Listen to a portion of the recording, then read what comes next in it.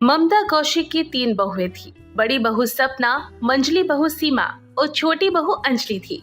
सपना और सीमा ने शादी के कुछ महीने बाद ही ममता से अलग होकर अपना अपना खाना पकाना शुरू कर दिया था। वहीं अंजलि ममता और बाकी सभी के साथ रहा करती। ममता कौशिक का 3 फ्लोर का घर था। सबसे ऊपर सपना रहा करती, बीच में सीमा और सबसे नीचे अंजलि। इस हिसाब से उनके घर में 3 रसोइयां थी। ऐसी एक सुबह ममता नाश्ते की टेबल पर। अंजलि बहू, खाने में क्या बनाया है आज? माँ जी, मैंने आपके लिए उपमा और सांभर बनाया है। अच्छा, खुशबू तो मुझे आलू के पराठे की आ रही थी। आलू के पराठे? वो तो मैंने नहीं बनाए माँ जी। हो सकता है सीमा दीदी या सपना दीदी ने बनाए होंगे, तभी आपको उनकी रसोई से खुशबू आ रही होगी। हाँ, हो सकता है। चल कोई बात नहीं, ला तो उपमा और सांभर लेकर आ जा। अपनी सास की बात सुनकर अंजलि गर्मा गर्म नाश्ता उनके लिए भेज देती है। तभी अंजलि का ससुर मोहन और पति राहुल आ जाते हैं और मोहन बोलता है, बहू, अब मुझे गर्मा गर्म अदरक वाली चाय दे दे। और जल्दी से हमारा लंच दे दो, ऑफिस के लिए देर हो रही है। ये लीजिए पापा जी, आपकी चाय और ये आपका लंच, और नाश्ता ना जरूर करके जाइएगा। हाँ ठीक है। इतना कहकर फटाफट से नाश्ता करता है और ऑफिस के लिए निकल जाता है। ममता और मोहन भी नाश्ता करने के बाद अपने अपने कामों में लग जाते हैं। क्योंकि मोहन और ममता अंजलि के पास रहा करते थे, इसलिए अंजलि की रसोई में ही सबसे ज्यादा खाना पकाया जाता था। कोई भी रिश्तेदार आता तो वो अंजलि के पास ही आता, जिस वजह से अंजलि का ज्यादातर वक्त रसोई में ही बीत जाया करता। ऐसी एक दिन अंजलि बर्तन धोकर आती है और अपने हाथों से पानी झाड़ते हुए कहती है, कहने को तो मेरे घर में 3 रसोई है, लेकिन सबसे ज्यादा मेहनत तो मैं ही करती हूँ। मेरी दोनों जेठानियाँ बस आराम करती रहती हैं। उन्हें तो सास ससुर से तो बिल्कुल ही मतलब नहीं है, और कोई रिश्तेदार आए या ना आए उनको कोई दिक्कत नहीं है। दोनों ने अपनी अपनी रसोई अलग करके रखी हुई है। अंजलि इतना बोल ही रही होती है कि तभी वहाँ पर सपना और सीमा आ जाते हैं और सपना बोलती है, क्या बात है अंजलि, अकेली क्या बड़बड़ा रही हो? लगता है अंजलि में भुतवा आ गया है। कुछ भी नहीं दीदी, आप दोनों यहाँ कैसे? वो शक्कर खत्म हो गई थी तो वही लेने आई थी। और मुझे थोड़ा सा अदरक चाहिए था। ठीक है, आप रुकिए, मैं लेके आती हूँ।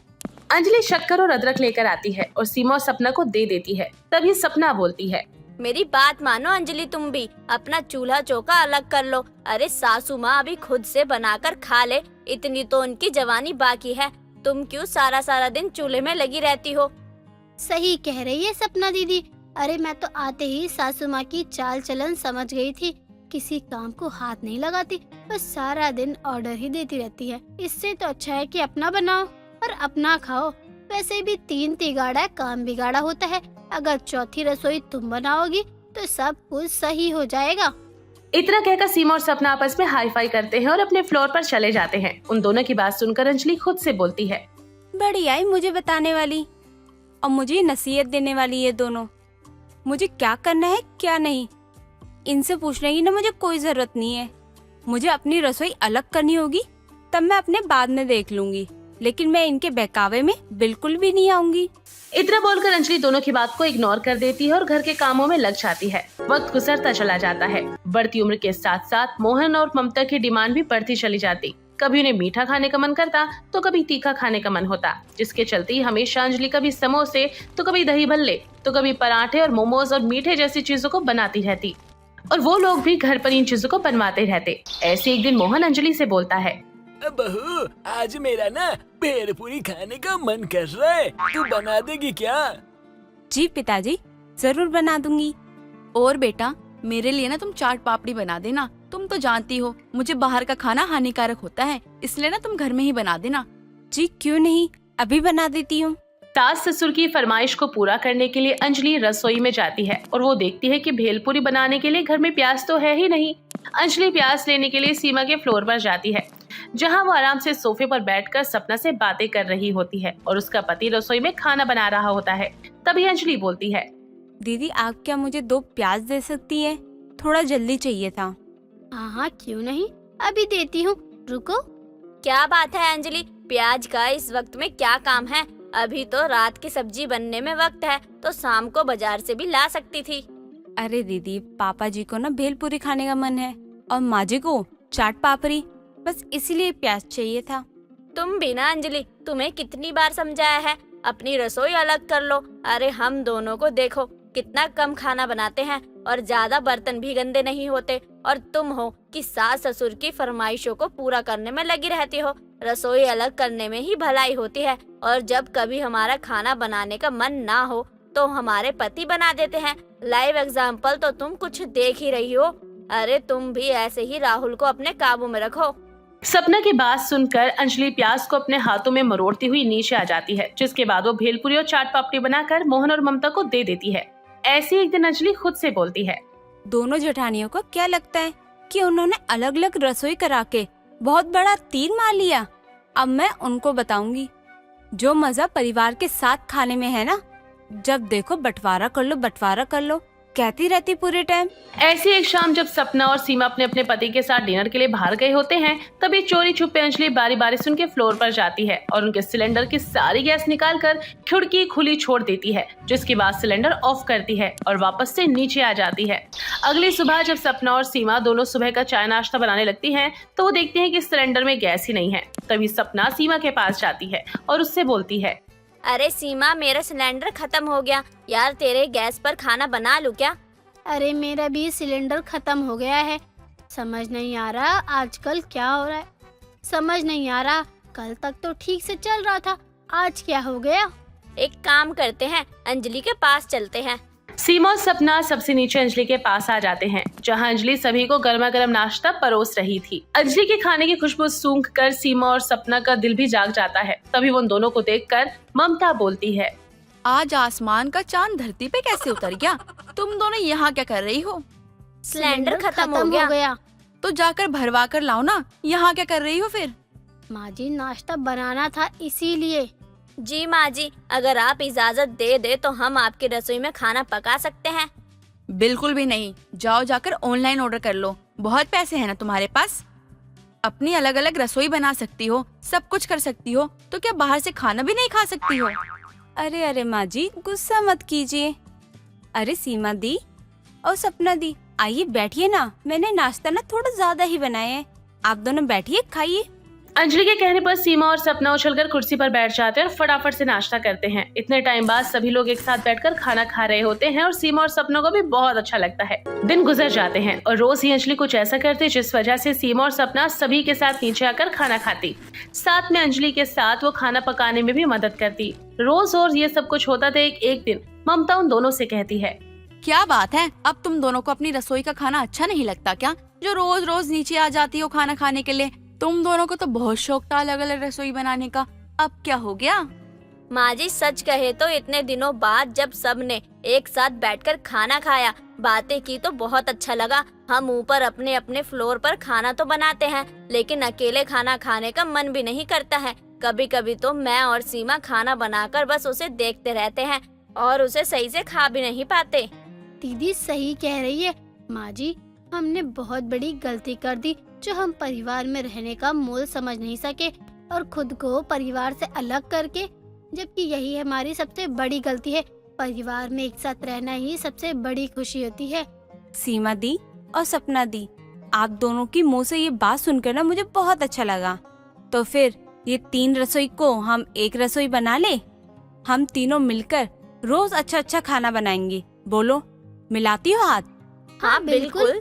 इस तरह की एक छोटी सी कोशिश के साथ ममता और मोहन का सारा परिवार एक साथ फिर से जुड़ जाता है और तीनों रसोइयां टूटकर केवल एक रसोई बन जाती है, जिसमें सभी के लिए हर दिन अच्छा अच्छा खाना पकाया जाता था और खाया भी जाता था। नेहा और निशा दोनों एक ही गांव में रहती थी। दोनों बचपन से ही बहुत अच्छी दोस्त थी। नेहा ने हमेशा से ही निशा को दोस्त माना। वो कभी भी कुछ भी लेती, दोनों मिल बांट कर खाया करती। अब दोनों ही बचपन की सहेलियां इतनी बड़ी हो गई कि दोनों एक दूसरे से बिछड़ने वाली थी। नेहा और निशा दोनों के लिए एक साथ ही रिश्ता आता है। दोनों अपने घर जाती हैं और दोनों को पता चलता है कि दोनों की शादी तय हो गई है। निशा का रिश्ता शहर में हुआ था, तो वहीं नेहा का रिश्ता एक छोटे से गांव में। निशा नेहा से मिलने आती है।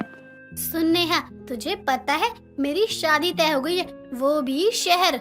कांग्रेस निशा, मेरी भी शादी लग गई है, पर मेरी शादी गांव में लगी है। तेरा तो अच्छा है निशा, अब तू तो दूर शहर चली जाएगी, वहाँ बहुत ऐश करेगी। हाँ तू सही बोल रही है, मैंने भी सुना है शहर के घर में हमेशा अगल बगल में नौकर रहते हैं। कहीं भी बाहर जाओ, गाड़ियाँ हमेशा बाहर खड़ी रहती है। मैं तो रानी बनकर रहूंगी, रानी। और तू एक गांव से निकलकर दूसरे गांव चली जाएगी, और तेरी तो किस्मत ही खराब है। नेहा, तू अपने घर वालों को बोलती क्यों नहीं है कि तेरी शादी भी शहर में करवा दे? नहीं निशा, मेरे माता पिता के ऐसे हालात नहीं है कि वो मेरी शादी शहर में करा दे। मेरे बाद मेरी 2 बहनें हैं, और तुझे तो पता है कि शादी में बहुत खर्चे होते हैं। अगर बाबा मेरे ऊपर सारा खर्चा करेंगे तो मेरी बहनों का क्या होगा? चल, जैसी तेरी इच्छा। अच्छा, मैं चलती हूँ, मुझे शहर जाने की तैयारी करनी है। तू जरूर आइयो मेरी शादी में। हाँ हाँ, जरूर आऊंगी। नेहा और निशा दोनों अपने घर से निकल जाते हैं और अपनी अपनी शादी के लिए तैयारी करने लगते हैं। कुछ दिनों बाद दोनों की शादी एक दिन ही होती है। दोनों की विदाई होती है। दोनों अपने अपने ससुराल पहुंचती। नेहा अपने ससुराल पहुंचती है तो वहां पहुंचते ही अपना ससुराल देखकर दंग रह जाती है और मन ही मन कहती है, क्या है ये, मेरा ही ससुराल है ना? इतने छोटे से गांव में इतना बड़ा घर। मुझे तो यकीन ही नहीं हो रहा है कि मैं ठाकुर खानदान की बहू हूँ। मेरी किस्मत भी निशा की तरह है। वो शहर में अमीर में गई है और मैं गांव में अमीर घर में गई हूँ।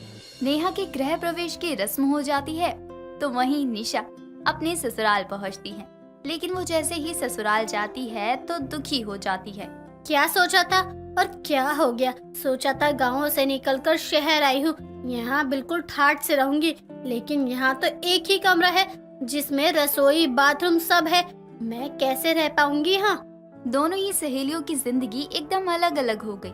नेहा जो गरीब घर से थी उसकी शादी एक बड़े खानदानी घर में हो गई, और निशा जो ऐसे माहौल में पली बड़ी वो एक शहर के छोटे से घर में जाकर बस गई। एक तरफ नेहा का पति बड़ा जमींदार था तो निशा का पति छोटे से बैंक में चपरासी। ऐसे ही दिन गुजरते रहते हैं और गुजरते दिनों के साथ दोनों अपने अपने ससुराल की सारी जिम्मेदारी संभाल लेती हैं।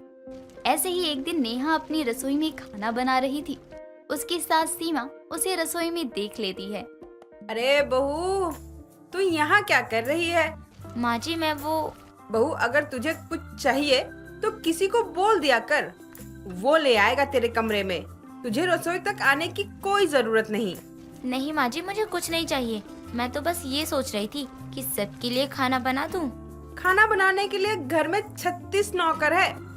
तुझे कुछ करने की जरूरत नहीं है। बाहर लोगों को पता चलेगा कि ठाकुर खानदान की बहू रसोई में खाना बनाती है तो हमारी क्या इज्जत रह जाएगी। चल यहाँ से, अपने कमरे में टीवी देख। नेहा की सास कुछ भी नहीं कहती तो वहीं निशा की सास उसे परेशान करके रखती। एक दिन निशा कमरे में बैठकर अपना फोन चला रही थी। तभी निशा की सास विमला उसे देख लेती है। अरे ओ महारानी, तेरे घर का काम क्या तेरा बाप करेगा? कर दूंगी माँ जी, अभी बस 5 मिनट रुक जाओ। अरे सूरज सर पर चढ़ाया है और तेरा फोन नहीं छूट रहा। तेरे माँ बाप ने कुछ सिखाया भी है या ऐसे ही पाल पोस दिया? देखिए माँ जी, आप मुझे कितना भी कुछ कह लो, मेरे घर वालों को कुछ मत कहना।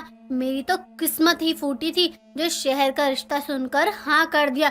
मेरे घर वालों ने कोई काम नहीं करवाया आज तक मुझसे, और एक यहाँ महारानी की जगह नौकरानी बना दिया है मुझे। अच्छा तो चल जा, अपने माँ बाप के पास ही रह। मैं अपने बेटे की कहीं और शादी करवा दूंगी। कम से कम घर का काम तो करेगी, तेरी तरह नहीं कि बस फोन में ही घुसी रहे। जहाँ नेहा की सास का बर्ताव नेहा के लिए जितना अच्छा था, वहीं निशा के ससुराल में उसकी इज्जत कम थी। दिन निकलते रहते हैं और दिवाली आ जाती है। दिवाली की चहल पहल बहुत थी। शहर में भी दिवाली मनाने की तैयारियां चल रही थी और गांव में भी। दिवाली वाले दिन नेहा दिए लेकर रख रही होती है। तभी सीमा नेहा को कहती है, बहू क्या कर रही है? हाँ आई माँ जी, बस थोड़े से दिए निकाल कर रख रही हूँ। तुझे कितनी बार कहा है कि घर के ये छोटे मोटे काम मत किया कर। घर में बहुत नौकर है काम करने के लिए। माँ जी, मैं ना बहुत छोटे परिवार से हूँ। मुझे वहाँ के ये सारे छोटे मोटे काम करने में बहुत खुशी मिलती है, और मेरे बाबा ने मुझे बोला है कि अपने ससुराल वालों को कभी भी शिकायत का मौका मत देना। अरे हमें तो सर्वगुण संपन्न बहू मिली है, हमें क्या शिकायत भला। चल ये सब छोड़, चल आज मार्केट चलते हैं, दिवाली की थोड़ी खरीदारी कर लेंगे। और तेरी तो पहली दिवाली है तुझे कुछ गहने दिलाने हैं। जहाँ सीमा और नेहा दोनों दिवाली की खरीदारी के लिए बड़ी दुकान में जाते हैं, तो वहीं निशा भी अपनी सास के साथ मार्केट जाती है। नेहा की सास उसे बड़े ज्वेलरी की दुकान में ले जाती है, तो वहीं निशा की सास उसे छोटे से मार्केट ले जाती है। निशा को एक बड़ी सी ज्वेलरी की दुकान दिखाई देती है, तो विमला कहती है, माँ जी देखो ना गहनों की दुकान, चलो ना कुछ गहने लेते हैं। हा, गहने लेगी, वो भी इस दुकान से? आजा चल, तुझे गहने दिलवा देती हूँ। ये देख 10 रुपए की सेल लगी है, ले ले। आपसे कुछ बोलना ही बेकार है, कुछ बोलो तो उल्टा जवाब देती हो। मेरी माँ पापा मुझे हर दिवाली पर कुछ नया दिलाते थे और आज यहाँ रोड की सेल से सामान लूँ मैं? ज्यादा महारानी मत बन, चुपचाप से लेना है तो ले, वरना चल यहाँ से। वहीं सीमा नेहा को बड़े से जेवर की दुकान में ले जाकर कहती है, ले बहू, तुझे जो पसंद आए उसे उठा ले। नहीं माँ जी, मैं सब चीजों का क्या करूँगी, मुझे चीजों की आदत नहीं है। बहू तू ठाकुर खानदान की बहू है, तुझे इन सब चीजों की आदत डालनी होगी। ठीक है माँ जी। कुछ महंगा ले लियो, तू जिस पर हाथ रखेगी वही तेरी हो जाएगी। सीमा नेहा को जेवर दिलाकर घर ले जाती है और अच्छे से दिवाली मनाती। ऐसे ही दिन गुजरते हैं और गुजरते दिन के साथ दोनों सहेलियां प्रेग्नेंट हो जाती हैं। दोनों की डिलीवरी का समय नजदीक होता है। निशा अपनी डिलीवरी के लिए हॉस्पिटल देख रही थी, तभी विमला कहती है, क्या देख रही है फोन में? अब छोड़ दे, अपने बच्चे के बारे में सोच ले। माँ जी मैं तो बस हॉस्पिटल देख रही हूँ। ये देखिए सिटी हॉस्पिटल, आप मुझे यहीं लाना। काहे का हॉस्पिटल? हमारे जमाने में सबके बच्चे घर पर होते थे, कोई डॉक्टर के नहीं जाता था। दाई माँ आएगी वो ही देख लेगी, समझी? अपने दिमाग का तार ज्यादा मत चला। जहाँ निशा की डिलीवरी घर में ही होती है, वहीं नेहा की डिलीवरी एक बड़े से हॉस्पिटल में होती है, जहाँ उसकी देखरेख करने के लिए डॉक्टर्स और नर्सें थीं। दोनों ने अपने अपने बच्चों को जन्म दिया, बच्चे की देखभाल करने लगे। ऐसे ही एक दिन विमला निशा को सुबह उठाते हुए कहती है, अरे ओ महारानी, उठ जा और जाकर नल से पानी भर ले। माँ जी सुबह सुबह इतना गला क्यों फाड़ रही हो? अभी तो 4 बजे हैं बस। हाँ इसीलिए कह रही हूँ, 4 बज रहे हैं, पानी भर ले, समझी? निशा सोकर उठती है और पानी भरने जाती है और खुद से कहती है, मेरे मायके में क्या जिंदगी थी मेरी, और यहाँ नौकरानी बना दिया है। वहाँ कुछ भी नहीं किया और यहाँ सारा काम करना पड़ता है। इसलिए कहते हैं ज्यादा घमंड नहीं करना चाहिए। जहाँ निशा इतना दुखी थी, वहीं नेहा अपने ससुराल में खुश थी। एक दिन उसकी सास उसके लिए बहुत सारे पकवान बनाती है और उसे खिलाती है और मन ही मन कहती है, कितनी अच्छी किस्मत है मेरी, जहाँ मुझे एक वक्त का खाना इतनी मुश्किल से मिलता था, आज वही मुझे पेट भर खाना मिलता है। भगवान ऐसी खुशी हर गरीब लड़की को दे। एक सहेली जहाँ अपने ससुराल में खुश थी, तो वहीं एक सहेली अपने ससुराल में दुखी। निशा ने अपने अमीर सपने देखने के चक्कर में अपने सुखी जीवन को ही खो दिया और नेहा गरीब होकर भी ऐसे घर में गई जहाँ उसे बहुत प्यार मिला। सविता की 2 बहुएं थी, काली बहू मालती और गोरी बहू सुधा। सुधा मालती की जेठानी होती है। दोनों देवरानी जेठानी में बिल्कुल सगी बहनों की तरह प्यार था। एक दिन मालती और सुधा दोनों ही घर के काम कर रही थी और सविता हॉल में बैठकर अखबार देख रही थी। तभी सविता की पड़ोसन कुंती हाथ में मिठाई का डब्बा लिए आती है। ले सविता, मुंह मीठा कर, आज मैं बहुत खुश हूँ। क्या हो गया, तू इतनी खुश क्यों है? और मिठाई किस खुशी में बांट रही है? कौन सी लॉटरी लग गई तेरी? अरे लॉटरी लगने से भी बड़ी बात है सविता। नाचती रहेगी या कुछ बोलेगी भी? अब बोल, मुझे और भी काम है। अरे बात ऐसी है कि मैं दादी बनने वाली हूँ। मेरी बहू पेट से है, बस इसी खुशी में पूरे मोहल्ले में मिठाई बांट रही हूँ। ये तो बड़ी ही अच्छी खबर है। पता नहीं मेरे नसीब में ये खुशी कब आएगी। मेरी 2 बहुएं हैं, पर एक को भी बच्चा नहीं हुआ है। ये तो बिल्कुल सही बोल रही है। तेरी बहू की शादी को तो 1 साल हो गया है, फिर भी बच्चा नहीं हो रहा। सविता एक काम कर, तो इनको डॉक्टर के पास ले जा, शायद वहाँ से कोई मदद मिल जाए। हाँ तो सही कह रही है, ये दोनों तो खुद जाएगी नहीं, लेकिन इन दोनों को कल ही डॉक्टर के पास ले जाऊंगी। हाँ एक बार चेक करवा ले। चल अब मैं चलती हूँ, पूरे मोहल्ले में मिठाई जो देनी है। कुंती सविता को मिठाई देकर चली जाती है। कुछ देर बाद सुधा और मालती दोनों साथ में आते हैं और कहते हैं, कौन आया था माँ जी? कुंती आई थी, मिठाई देकर गई है। मिठाई किस खुशी में देकर गई हैं? अरे उसकी बहू पेट से है, वो दादी बनने वाली है, इसीलिए पूरे मोहल्ले में मिठाई बांट रही है। अरे अभी तो 4 महीने पहले शादी हुई है ना, फिर इतनी जल्दी बच्चा कैसे? ये तो तुम दोनों सोचो कि उसकी अभी 4 महीने पहले शादी हुई है, वो माँ बनने वाली है, और तुम दोनों की शादी को 1-1 साल हो गया है, पर तुम दोनों में से एक ने भी खुशी नहीं दी है अभी तक। पर माँ जी, जरूरी तो नहीं है ना कि सबको बच्चा एक साथ हो। सबकी फैमिली प्लानिंग अलग अलग होती है। तू तो ज्यादा ज्ञान मत दे, मेरा भी मन है कोई मुझे दादी बोले, घर में बच्चे की किलकारी गूंजे, मैं भी खुशी खुशी मोहल्ले में मिठाई दूं। सविता इतना बोलकर वहाँ से चली जाती है। ऐसे ही कुछ दिन निकलते हैं और एक दिन अचानक से मालती को उल्टियाँ होने लगती है। उल्टी करते हुए सविता उसे देख लेती है और उसके पास जाकर कहती है, क्या हो गया तुझे? ठीक तो है ना? चल चल उठ यहाँ से। माँ जी, पता नहीं क्या हुआ, अचानक से चक्कर आने लगा और उल्टियाँ शुरू होने लगी। एक काम बोल दो, बस कमजोरी आ जाती है। काम न काज के, दुश्मन अनाज के। चल डॉक्टर के पास। सविता मालती को डॉक्टर के पास ले जाने वाली ही होती है कि तभी कुंती आती है। क्या हो गया मालती को? इसको कहाँ ले जा रही है? अरे इससे थोड़ा काम बोल दो कि चक्कर और उल्टी आने वाली होती है। बहुत ज्यादा ही नाजों से पाला है इसकी माँ ने। 1 मिनट रुक जा, जरूरी नहीं है कि काम की वजह से चक्कर और कमजोरी हुई हो, कुछ और भी कारण हो सकता है। हो सकता है ये पेट से हो, मेरी बहू को भी ऐसे ही हो रहा था। चल तू फालतू की बात मत कर, अभी कुछ दिन पहले बिल्कुल ठीक थी, तो अभी अचानक पेट से कैसे होगी? रुक मालती बेटा, तू बता, कुछ खट्टा खाने का मन कर रहा है क्या तेरा? और जी अजीब सा लग रहा हो। हाँ आंटी जी, सुबह से 4 बार अचार खा चुकी हूँ। ले सविता, तू भी दादी बनने वाली है, तेरे घर भी खुशियाँ आने वाली है। कुंती इधर सविता और मालती से बात कर रही थी, तभी अंदर से सुधा हाथ में अचार खाते हुए बाहर आती है। क्या हो गया? मालती को सारे घेर कर क्यों बैठे हो? ठीक तो है ना मालती? अब सभी सुधा को अचार खाते हुए शक की नजरों से देखते हैं। तभी सविता कहती है, मालती तो ठीक है, पर तू अचार क्यों खा रही है? तू ठीक है ना? माँ जी, 2 दिन से पता नहीं क्या हुआ है, उल्टी हो रही है और खट्टा खाने का मन भी कर रहा है। आज सोचा डॉक्टर को दिखा देती हूँ। ले सविता, अभी तक एक भी बच्चा नहीं था, अब तेरी दोनों बहुएं एक साथ पेट से हैं। तेरे घर में 1 बच्चे नहीं 2 बच्चे आएंगे।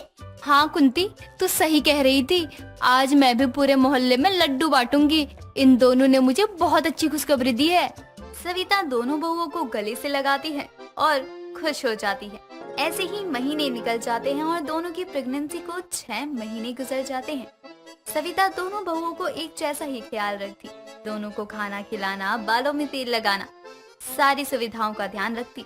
ऐसे ही एक दिन सविता की दूर की मौसी फुल्की देवी घर आती है और सविता को आवाज लगाते हुए कहती है, ए सविता बिटिया, कहाँ है रे? देख तेरी मौसी आई है। अरे प्रणाम मौसी जी, आप आज यहाँ कैसे? अरे अब तो और घर आने के वास्ते तुझसे पूछना पड़ेगा क्या? नहीं नहीं मौसी जी, आप तो बहुत सही समय पर आई है। मेरी दोनों बहू पेट से है और अब आप ही दोनों की डिलीवरी करवाओगी। क्या बात है, दोनों बहू पेट से हैं। जरा दोनों को बुला तो देखूं कैसा है दोनों का बच्चा। सविता मालती और सुधा दोनों को ही आवाज लगाकर बाहर बुलाती है। ये कौन है माँ जी? ये मेरी दूर की मौसी है, ये तुम दोनों को देखेगी, तुम दोनों की अच्छे से देखभाल करेगी, क्योंकि तुम दोनों का पहला बच्चा है ना। हाँ बहुरिया, चलो दोनों बैठ जाओ यहाँ पर, एक एक करके देखती हूँ। फुल्की देवी दोनों को देख लेती है और वापस अपने अपने कमरे में भेज देती है। सुधा और मालती दोनों एक दूसरे को सहारा देते हुए वहाँ से जाती है। दोनों में इतना प्यार देखकर फुल्की सविता को कहती है, सविता, तेरी एक बहू तो बहुत काली है और एक बहू गोरी है। काली बहू का बच्चा बिल्कुल काला होगा, और अगर काली बहू की परछाई गोरी बहू के बच्चे पर गई तो सुधा का बच्चा भी काला होगा। क्या मौसी जी, ऐसा भी कभी हुआ है क्या? आप फालतू में दिमाग में उल्टी सीधी बातें मत डालो। अरे होवत है बिटिया, नहीं तो तू देख लियो, जब बच्चा होगा तो सुधा को काला बच्चा होगा और मालती को गोरा होगा। कोई बात नहीं मौसी जी, बच्चा तो भगवान का रूप होता है, चाहे जैसा भी हो। आपने मुझे ये बात बोल तो दी, लेकिन किसी और को मत बोल देना। सविता फुल्की को सुनाकर चली जाती है। सविता को अपनी बहुओं का इतनी तरफदारी करता हुआ देखकर फुल्की को गुस्सा आता है और वो सोच लेती है कि सविता को नहीं बल्कि वो सुधा के दिमाग में ये चीजें भर देती है। फुल्की सुधा के कमरे में जाती है और कहती है, सुधा बहू, और कैसी है तू? अरे दादी जी आइए, मैं बिल्कुल ठीक हूँ। आप बताओ कि आप यहाँ क्यों आई हो? आप मुझे बुला लेती, मैं आ जाती। अरे नहीं नहीं, मैं तो तुझे बता देती हूँ कि तू अपनी देवरानी से दूर रहियो। अगर उसके साथ रहेगी तो तेरे बच्चे पर बुरा असर पड़ेगा और वो काला रंग का पैदा होगा। सुधा के दिमाग में फालतू की बातें डालकर फुल्की देवी चली जाती है और सुधा को भी शक हो जाता है। वो मालती को अब कभी भी अपने कमरे में नहीं आने देती और उससे दूर ही रहती। मालती को कुछ भी समझ नहीं आता और वो भी उससे दूर ही हो जाती। दिन बीतने लगते हैं और दोनों की डिलीवरी की डेट आ जाती है। दोनों ही एक सुंदर से बेटे को जन्म देती हैं। फुल्की की कही बात सही हो जाती है और मालती ने एक बहुत ही गोरे बच्चे को जन्म दिया और सुधा ने सांवले बच्चे को। दोनों हॉस्पिटल में एडमिट थी। सुधा की आंख खुलती है और वो देखती है कि उसका बेटा सांवला है और मालती का बेटा बिल्कुल गोरा। मालती, मैंने तुझे हमेशा छोटी बहन जैसा प्यार दिया और तूने मेरा बच्चा बदल लिया। तुझे शर्म नहीं आती है क्या? कैसी बात कर रही हैं आप? मैं क्यों आपका बच्चा बदलूंगी? ये मेरा ही बच्चा है। तू इतनी काली है और तेरा बच्चा गोरा कैसे हो सकता है? ये मेरा बच्चा है। ये सब पास में खड़ी सविता सुन रही होती है। सविता सुधा पर चिल्लाते हुए कहती है, तू चुप हो जा सुधा, तेरे दिमाग में गोबर भरा है क्या? ये बच्चा मालती का ही है। मेरे सामने तुम दोनों ने बच्चे को जन्म दिया है तो बच्चा बदल कैसे सकता है? और ये तेरा बच्चा क्यों लेगी? सविता के बहुत देर तक समझाने के बाद और सबूत दिखाने के बाद सुधा को यकीन हो जाता है कि उसका बच्चा किसी ने नहीं बदला। वो हाथ जोड़कर सबसे माफी मांगती है। दोनों को घर लाते हैं और बहुओं के पहले बच्चे का स्वागत बड़े ही धूमधाम से करते हैं। केशव अपनी माँ सरला और बीवी पूनम के साथ रहा करता था। केशव सुबह ही अपनी पाव भाजी की दुकान लगाने के लिए सुबह के समय घर से निकल पड़ता और देर शाम घर लौटता। केशव अपनी पाव भाजी की दुकान से इतना तो कमा ही लेता था कि वो अपने घर वालों की जरूरतों को पूरा कर पाए। एक रोज केशव अपने पाव भाजी की दुकान पर ग्राहकों को पाव भाजी बनाकर खिला रहा है।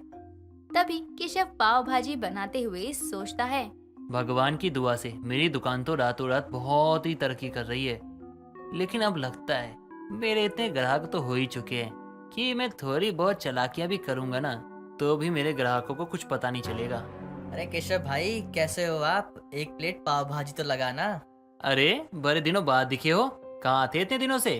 बस भाई थोड़ा गांव गया था मैं, माँ की तबीयत खराब है ना, उनसे ही मिलने के लिए गया था। लेकिन कुछ भी कहो, आपकी पाव भाजी का कोई जवाब नहीं।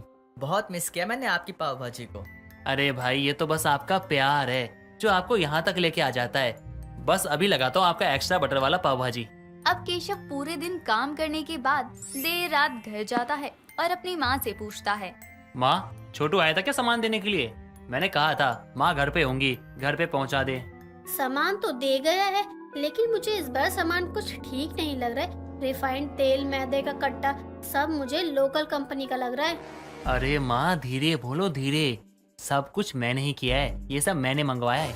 आप तो जानती हो ना कितनी महंगाई हो रही है और कौन इतना देखता है। सबको तो खाने से मतलब होता है और ऊपर से मेरी दुकान का नाम इतना फेमस हो गया है कि दूर दूर से लोग खाने के लिए आते हैं मेरी पाव भाजी। देख ले केशव, कल को ऐसा ना हो इस खराब सामान की वजह से तेरी दुकानदारी पर फर्क आए। अरे माँ छोड़ो ये सब, मैं देख लूंगा। बस आप ना अभी के लिए खाना लगा दो, मुझे बहुत भूख लगी है। हाँ हाँ अभी लगा देती हूँ, तू हाथ मुंह धो ले, तब तक मैं खाना लगा दूँ। अब सरला अपने बेटे केशव के लिए खाना लगाती है और अगली सुबह ही केशव सुबह सुबह उठकर अपनी दुकान का सामान तैयार करता है। तभी केशव के घर विमला का आना होता है। क्या बात है केशव, सुबह सुबह काम में लग गया है। और ये क्या कर रहा है तू? तू तो बड़ा लोकल तेल यूज करता अपने पाव भाजी में। बता, ये तो बहुत गलत कर रहा है तू। मेरा पोता गोलू भी तेरी ही दुकान का पाव भाजी लेकर रोज शाम को खाता है। अरे नहीं नहीं विमला, ये तो गलती से किसी और का सामान आ गया है, ये तो बदलवाएगा। उससे अच्छा तेल रिफाइंड मांगा था, लेकिन उसने ये पकड़ा दिया। अच्छा, मुझे तो लगा कि पाव भाजी के लिए केशव इन सब चीजों का इस्तेमाल करता है। वैसे इतनी सुबह तुझे क्या काम याद आ गया जो उठकर सीधा मेरे घर चली आ रही है? अरे मैं तो एक कटोरी चीनी लेने आई थी। वो क्या है ना सरला, चाय बनाने गई थी तो चीनी ही नहीं मिली।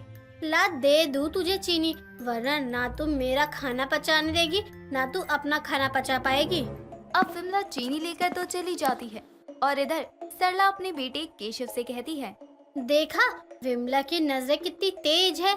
मैं तो तुझे कह रही हूँ 2 पैसे कम कमा लेंगे, लेकिन अच्छे से कमाए तो अच्छा रहेगा।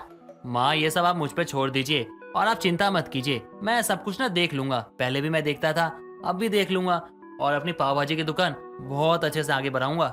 ठीक है केशव, तुझे जैसा सही लगे। केशव अपनी दुकान लगाने के लिए अपनी रेडी को लेकर निकल पड़ता है और केशव अपनी रेडी को लेकर उसी जगह पहुंचता है जहां वो रोज दुकान लगाया करता। अब दुकान लगाने के बाद रोज की तरह केशव की दुकान पर ग्राहकों की भीड़ होने लगती है। पूरा दिन निकल जाता है और शाम को केशव अपनी दुकान को बढ़ाकर घर आ रहा होता है। क्या बात है, आज तो मुझे दुगना मुनाफा हुआ है। आज तो मैंने बहुत कमाई कर ली। माँ को घर जाके बताऊंगा ना तो माँ भी बहुत खुश होगी कि उनके बेटे ने अपने दिमाग से दोगुना मुनाफा कमाया है। अब केशव घर पहुंचता है और अपनी माँ को कुछ पैसे देते हुए कहता है, माँ माँ माँ माँ, आज मुझे दोगुना मुनाफा हुआ है और ये लीजिए, कुछ पैसे आप अपने पास रखिए। क्या बात है, मेरा बेटा बड़ा हो गया है और वो घर की जिम्मेदारियों को भी समझने लगा है। लेकिन मैं फिर से तुझे समझा रही हूँ, कभी कभी हमारी चालाकियाँ भी मुसीबत का कारण बन जाती है। अरे माँ, आपका बेटा केशव है ना, आप क्यों चिंता करती हो? सब कुछ मुझ पे छोड़ दो, मैं सब देख लूंगा। केशव थोड़े पैसे ज्यादा कमाने के लिए अपनी बनी बनाई दुकान को डुबा ना दे। उसकी माँ सरला को हमेशा यही डर लगा रहता था, लेकिन केशव बड़ी ही चालाकियों से अपने काम में लगा था। कभी वो सस्ते तेल रिफाइंड और कभी वो खराब आलू मसाले का इस्तेमाल कर रहा था ताकि उसके पास थोड़ा ज्यादा पैसा बच सके। अब केशव इस सोच के साथ अपनी पाव भाजी की दुकान चला रहा था। ऐसे ही कुछ दिन बीत जाते हैं, लेकिन केशव देखता है उसके ग्राहक कम हो रहे हैं। केशव भाई, एक बात कहूँ, अब वो आपकी पाव भाजी में वो मजा नहीं जो पहले आया करता था। अच्छा, ऐसा है क्या? लेकिन मैंने तो पाव भाजी बनाने में पहले भी कोई कमी नहीं की थी और आज भी किसी चीज में कोई कमी नहीं की है। देखो केशव भाई, हम रोज पाव भाजी खाने के शौकीन हैं, हमें तो स्वाद का पता चल ही जाता है। बस मैं आपको बता रहा हूँ क्योंकि अब मुझे भी आपके पाव भाजी में कुछ खास स्वाद नहीं आ रहा है। उस आदमी के चले जाने के बाद केशव खुद से कहता है, अच्छा, तभी मैं सोचूं मेरी दुकान पे लोग कम क्यों आ रहे हैं। लगता है इसी कारण से लोग मेरी दुकान पे कम आ रहे हैं। चल कोई नहीं, जितने भी आ रहे हैं काफी है। 50 लोग भी आ गए ना तो मेरी तो अच्छी खासी कमाई हो ही जाएगी। अब केशव इन बातों पर ध्यान नहीं देता और अब भी अपने पाव भाजी बनाने की चीजों में मिलावट ही कर रहा था। एक रोज विमला केशव की दुकान पर पहुंचती है। अरे केशव बेटा, मैंने तो तेरी दुकान पहली बार देखी है। अरे मेरा पोता गोलू जिद करने लगा पाव भाजी खानी है तो आज आया नहीं तो मुझे आना पड़ा। अरे विमला आंटी बैठो ना, मैं अभी बना के देता हूँ पाव भाजी। केशव को विमला पाव भाजी बनाता हुआ देखती है, तभी उसकी नजर ब्रेड पर जाती है जो कि हल्के खराब हो गए थे।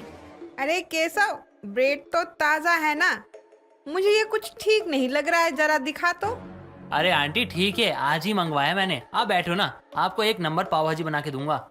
अरे केशव, इसमें तो फफूंदी लग गई है और ये आलू भी मुझे बासी लग रहे हैं। ना ना, तू रहने दे, मुझे नहीं चाहिए। इससे ही मेरे गोलू का पेट खराब रहता है। आंटी ये सब आप मुझे अकेले में भी कह सकती थी, आप सबके सामने बोल के मेरे ग्राहकों को बिगाड़ क्यों रही हो? अरे केशव, कैसी बातें कर रहा है तू? ये खाकर किसको मरना है?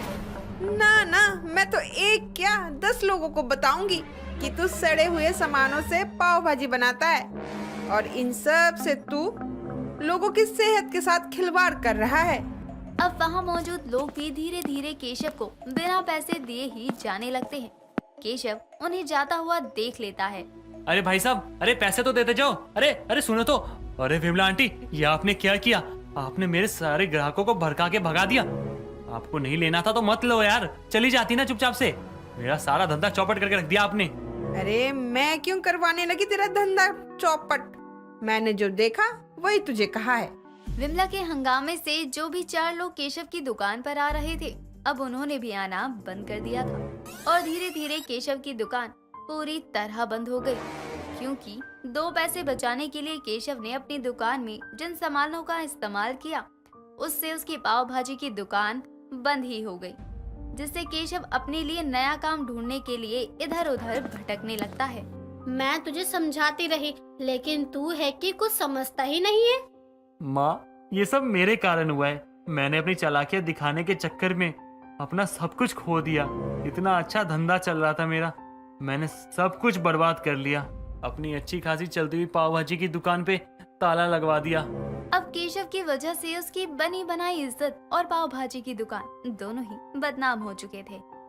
शकुंतला की बहू रीता शादी के दूसरे दिन सुबह सुबह बेचैनी महसूस कर रही थी, जिसे देखकर रीता का पति अशोक रीता से कहता है, रीता तुम ठीक तो हो ना? क्या हुआ तुम्हें? मुझे अजीब सी बेचैनी हो रही है, मुझे पानी चाहिए, पानी। अब तुम ठीक हो? क्या हुआ अचानक तुम्हें? हाँ, थोड़ा ठीक लग रहा है। पता नहीं अचानक से मुझे बेचैनी कैसे होने लगी। अरे होता है, गर्मी भी कितनी है। अगर फिर कुछ ऐसा ऐसा होगा लगेगा तो डॉक्टर के पास ले चलता हूँ। अब रीता अपनी सास के साथ किचन में काम करवा कर घर का झाड़ू पोछा करने के बाद नहाने जाती है। इसे ही तो मैं ढूंढ रही थी। क्या बात है, इसकी खुशबू कितनी अच्छी है, मजा ही आ गया। रीता कुछ समय बाद नहाकर निकलती है तो रीता की सास शकुंतला नहाने जाती है। कुछ समय बाद शकुंतला नहाकर बाहर निकलती है। बहू तो नहाने गई थी, तो क्या साबुन था बाथरूम में? अगर मैंने कहा कि साबुन था बाथरूम में तो ये मुझसे पूछेंगी कि अब वो कहाँ गया। इससे अच्छा है मैंने साफ साफ इनकार ही कर दूं। अरे बहू, मैं तुझसे बात कर रही हूँ, क्या हुआ बता तो कुछ। ना ना माँ जी, मैं भी इतनी गर्मी में बिना साबुन के ही नहा कर आई हूँ। बताओ, कल ही साबुन रखा हुआ था, आज पूरा का पूरा साबुन गायब हो गया। ये क्या बहू, ये बुलबुले कहाँ से आ रहे हैं? कहीं तूने तो साबुन नहीं खाया जो हजम नहीं हुआ? माँ जी, ये क्या बोल रही हो आप? भला कोई साबुन भी खा सकता है? तो क्या सुबह सुबह पानी में सरफ मिलाकर पिया था क्या तूने? माँ जी, आप तो जानती हैं पीने का और नहाने का पानी कितना खराब आ रहा है। अजीब कारण दे गई है बहू, मुंह से बुलबुले आने के। शकुंतला तो साबुन ढूंढ रही थी, इसीलिए वो इस बात को इग्नोर कर देती है और अगले दिन भी शकुंतला नहाने जाती है तो उसे फिर से साबुन नहीं मिलता। बहू, ओ बहू, कहाँ है? हाँ माँ जी, क्या हुआ? आप ठीक तो है ना? सच सच बता, साबुन कहाँ है? आज भी मैं नहाने गई तो मुझे साबुन नहीं मिला। तो क्या माँ जी, आप मुझ पर शक कर रही हो? अपनी भोली सी बहू पर शक कर रही हो, जिसने आज तक एक मक्खी नहीं मारी, उस पर शक कर रही हो आप? अरे अरे, बहू तो रोने लगी। मैं तो बस पूछ रही हूँ। बहू, सच में ना जाने कौन इतनी महंगी महंगी साबुन चोरी करके ले जा रहा है। कहीं ये गिलहरी का तो काम नहीं? माँ, हो सकता है वो नाले के रास्ते में आ जाती हो और साबुन चुरा ले जाती हो। अरे तो उसे साबुन से ही दुश्मनी है क्या? लगता है वो भी साबुन ले जाती है अपने बच्चों को नहलाने के लिए। अब धीरे धीरे समय बीत रहा था, लेकिन हर रोज शकुंतला के बाथरूम से एक एक साबुन गायब होता जा रहा था, जिससे शकुंतला भी परेशान हो चुकी थी। अरे शकुंतला कहाँ है? कहीं नजर नहीं आ रही है शकुंतला, लगता है घर पर नहीं है। अरे कहाँ जा रही है? थोड़ा भी सब्र नहीं है ना विमला तुझे? मैं आ रही हूँ, रुक तो जा। अरे शकुंतला, और बता कैसी है? आजकल तू कहीं आती जाती भी नहीं, मैंने सोचा मैं ही तुझसे मिलने आ जाऊँ। अरे विमला, क्या बताऊँ, मेरे घर में तो साबुन चोर का आतंक मंडरा रहा है। साबुन चोर? ये कैसा चोर है? जरूर उसके शरीर से बदबू आती होगी, तभी तो तेरा साबुन चोरी करके ले जाता है। भगवान जाने कौन और कैसे मेरे बाथरूम में से साबुन चोरी कर रहा है। अरे तो क्या हुआ शकुंतला, साबुन की तो बात है, जाने दे, इतना क्या सोचती है? अरे विमला, 1 सप्ताह से ज्यादा हो गया है, हर रोज चोरी हो रही है मेरे बाथरूम में साबुन की। क्या बात कर रही है? कहीं किसी को साबुन खाने की आदत तो नहीं। देख शकुंतला, ये सब बात हर किसी के सामने कहने वाली नहीं होती। जरूर चोर तेरे घर का ही है। बहू, ओ बहू, जरा 2 कप चाय बना ला विमला और मेरे लिए। विमला और शकुंतला आपस में बातें कर रहे थे। तभी थोड़ी ही देर में रीता भी उन दोनों के लिए चाय बना कर ले आती है। लीजिए विमला आंटी, चाय पीजिए। अरे शकुंतला, जो मैंने देखा क्या तू भी वही देख रही है? तेरी बहू के मुंह से ये बुलबुले कैसे? ये तो मैंने बहू के मुंह से बहुत बार निकलते देखा है। क्यों बहू? हाँ हाँ माँ जी, देखो अभी बोलने पर भी बुलबुले निकल रहे हैं। अब रीता के जाने के बाद ही विमला शकुंतला से कहती है, कहने को तो सास बन गई है, लेकिन अकल एक पैसे की नहीं है। चोर और कोई नहीं, तेरी बहू रीता ही है जिसे साबुन खाने का शौक है। राम रे राम, मेरी बहू को क्या मैं खाने को नहीं देती हूँ जो वो साबुन खाकर अपना पेट भर रही है? अरे तेरी बहू को सब मिलता है, लेकिन उसे ये शौक है, बल्कि इससे वो अपना पेट नहीं भरती। अब विमला और शकुंतला दोनों रीता के बंद कमरे से थोड़ी से खुली जगह से रीता के कमरे में ताका झाकी करते हैं। तभी दोनों देखते हैं कि रीता प्लेट में कई सारे साबुन लिए खा रही थी। चुप कर, देख मिल गया ना चोर। अरे विमला आंटी, माँ जी, ये आप लोग क्या कह रहे हो? अरे बहू, मुझे शकुंतला अपना घर दिखा रही थी। कह रही थी दरवाजा टूटने लगा है, पर बैठा नहीं गया तो लेट कर देख रही थी। और तेरे मुंह से अभी भी बुलबुले निकल रहे हैं। हाँ विमला आंटी, ये तो आते ही रहते हैं। अब आप उठ जाइए। अरे बहू, थोड़ा सहारा करना, उठ जाती हूँ। विमला और शकुंतला अपनी आंखों से देखते हैं कि शकुंतला की बहू रीता साबुन खा रही थी, जिस वजह से उसके बोलने या डकार लेने पर भी उसके मुंह से बुलबुले निकल रहे थे। लेकिन शकुंतला को ये सब देखकर धक्का लगता है। थोड़ी देर में अशोक का आना होता है।